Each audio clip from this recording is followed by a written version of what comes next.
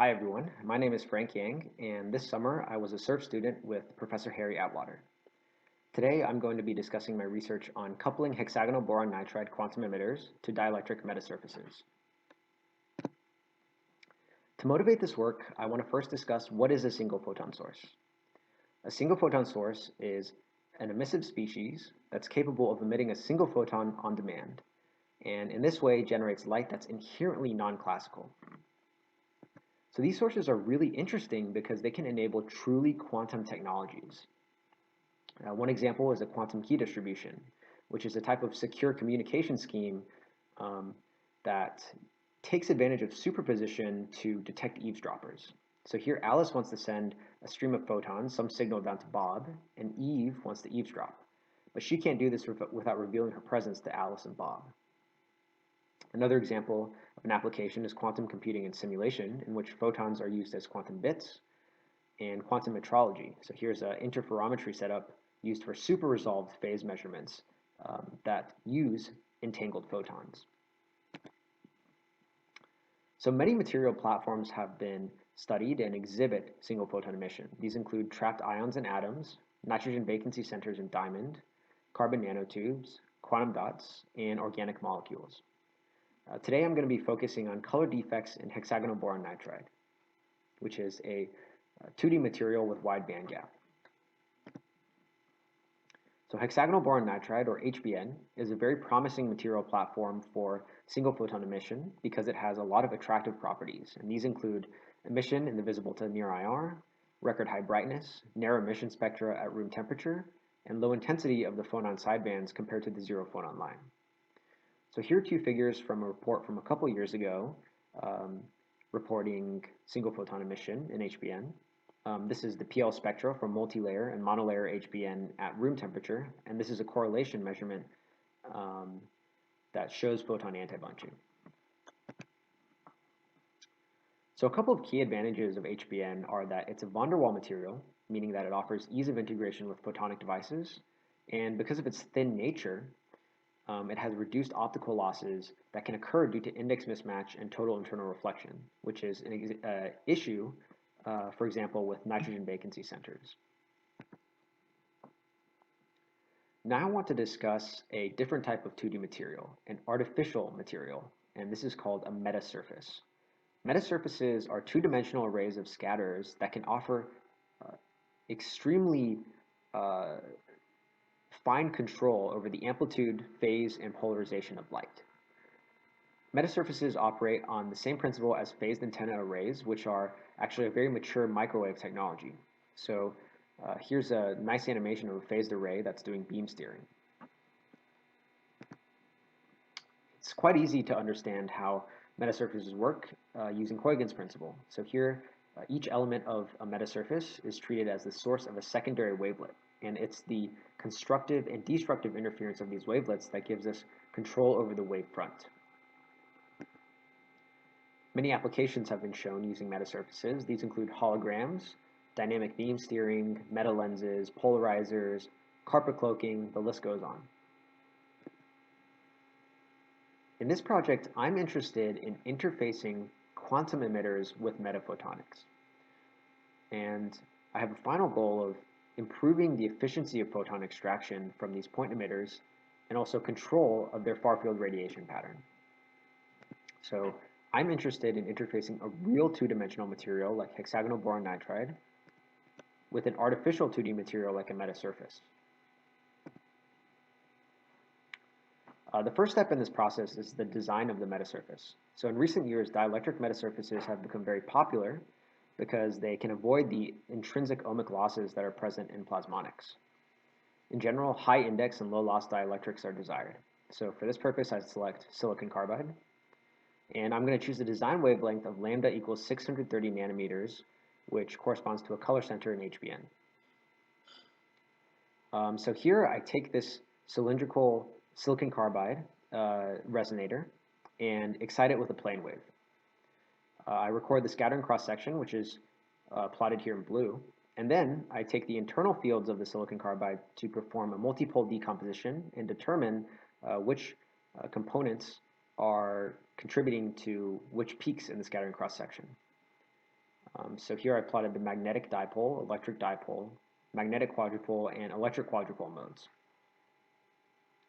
And we can see that at 630 nanometers, there's a significant contribution to scattering from the magnetic dipole mode and the electric quadrupole mode. Next, I put these resonators in an array. So I take the silicon carbide cylinder, put it on a quartz substrate, and put it in a square lattice with period 300 nanometers. Looking at the transmission spectra of this lattice, I see that there's a dip at 630 nanometers. And this corresponds to the electric quadrupole mode from our multipole decomposition. That's confirmed by analyzing the internal fields. So here is the electric field in the XE plane and magnetic field in the XY plane, which correspond to electric quadrupole.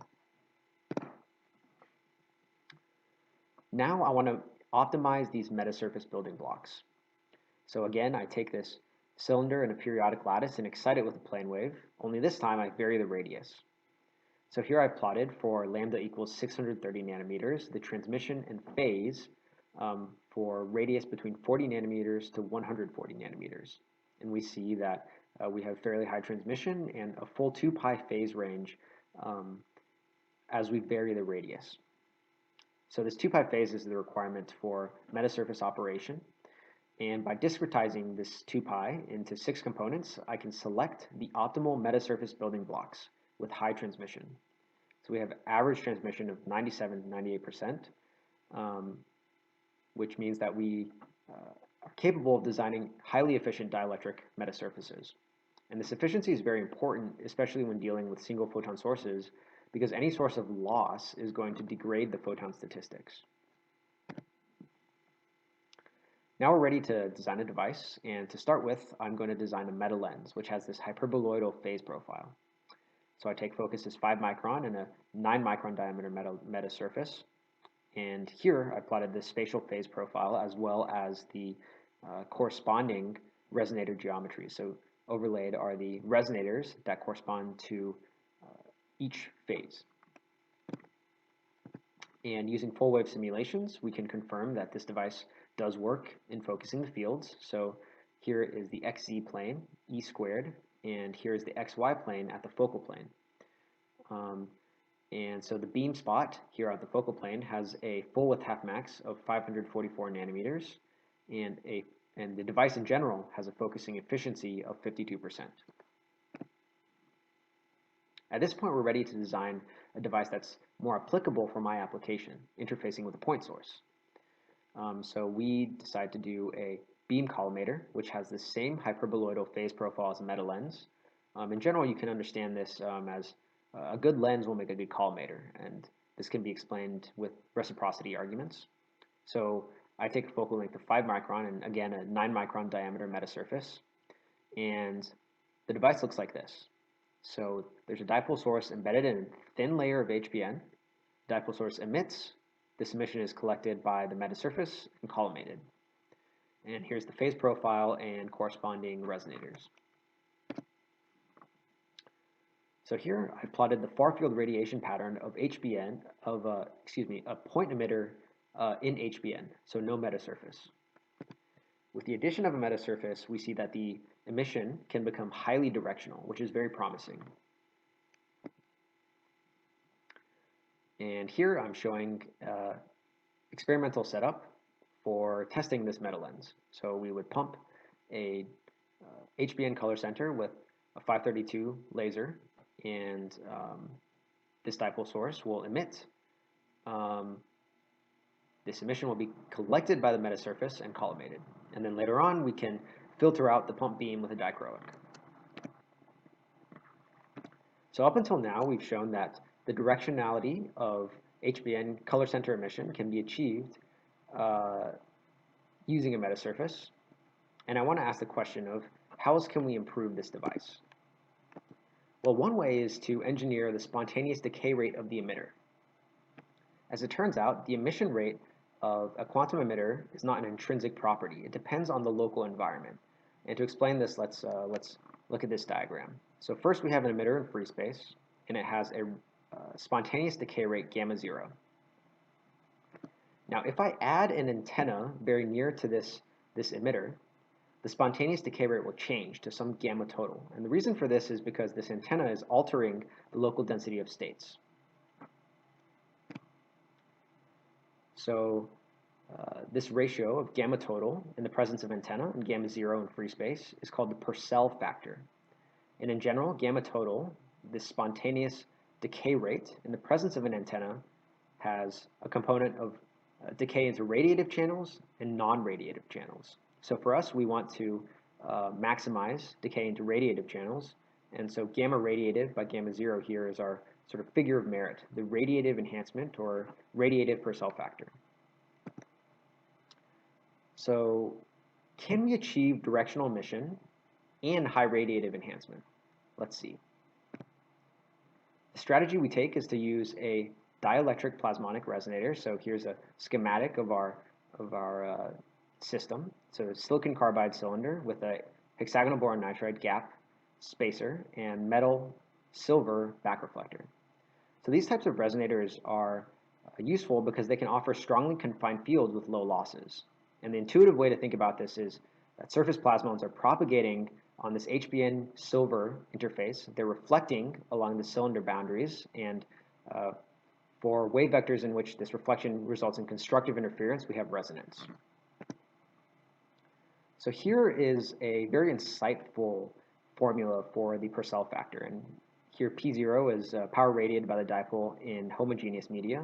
Mu is the dipole moment, E is the field. And we see that Purcell factor is dependent on the imaginary part of mu conjugate dot E. So here I've plotted the field profiles in the hexagonal boron nitride gap. We see that the imaginary part of EZ is very large in this HBN gap and very highly confined.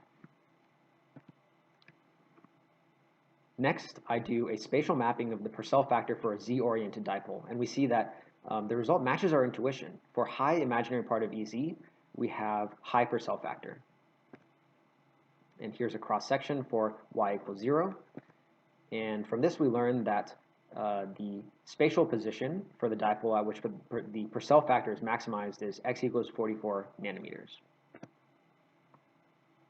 So at this point, I plot the normalized decay rates. So here I have gamma total by gamma 0, which is the Purcell factor, gamma radiative by gamma 0, which is the radiative enhancement, gamma SPP to gamma 0, which is the decay rate to surface plasmon polaritons, which are excited by the resonator, and gamma absorption by gamma 0. So that's the non-radiative component. So at 630 nanometers, we have Purcell factor of 603 and high radiative enhancement of over 100, so 118. And this corresponds to a radiative quantum efficiency of 19-20%. However, the farfield radiation from this antenna is not very directional. So you see that they have these wide lobes with wide angles of emission, or large angles of emission. And we want to ask, can a metasurface collimate this radiation? Can we collect all this radiation, turn it into a highly directional beam with a metasurface? So let's see. To reiterate, we have a system now with a silicon carbide antenna, some dipole source with high radiative enhancement in HBN, and a silver back reflector. Let's add a metasurface. And here I use a metasurface beam collimator. Focus is 5 micron, diameter is 9 micron. And we see that with the resonator and metasurface, we can achieve very directional emission. So we can basically collimate this output radiation. And this is really promising because in general, it's difficult to achieve high radiated Purcell enhancement with directionality. So in conclusion, in this project, I have designed an efficient dielectric metasurface using silicon carbide. I've shown several devices like Metalens and beam collimators that can result in highly directional emission. And I've shown that engineering of the local optical environment, so using plasmonic dielectric resonators, allows for devices that have both high radiative Purcell enhancement and directionality. Some future work includes to further optimize the device performance, so maybe we can improve the device integration and explore different materials, as well as fabrication and experiment. So I want to thank Professor Harry Atwater for all his support and giving me the opportunity to work with him this summer. I also want to thank my mentor, Pankaj Jha, for all his guidance and mentorship, as well as all of the Atwater group members, particularly members of the Quantum Nanophotonics group, for their helpful discussions. And lastly, I want to thank Caltech SURF for funding my research and giving me the opportunity to come work at Caltech this summer. Thank you so much for listening, and I hope to see you in the question session.